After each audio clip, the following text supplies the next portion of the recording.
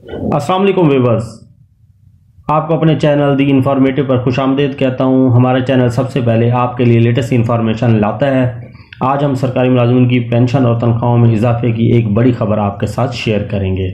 हम इस वीडियो में सरकारी मुलाजिमिन की तनख्वाहें बढ़ने के हवाले से इंफॉर्मेशन शेयर करेंगे कि इस बजट में सरकारी मुलाजिमिन की तनख्वाहें बढ़ने की क्या तजवीज़ पेश की जा रही है और IMF ने किन शराइत पर तनख्वाहें बढ़ाने पर रजामंदी का इजहार किया है।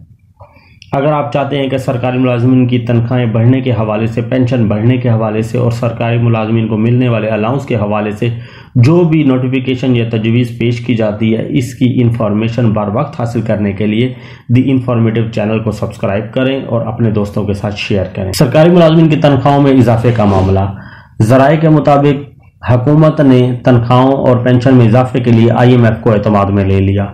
आपको एक मरतबा दोबारा बताते चलें, ज़राए के मुताबिक हुकूमत ने तनख्वाह और पेंशन में इजाफे के लिए IMF को एतमाद में ले लिया। बजट में तनख्वाह और पेंशन के लिए 780 अरब मुख्तस होने का इम्कान। बजट में तनख्वाह और पेंशन के लिए 780 अरब मुख्तस होने का इम्कान।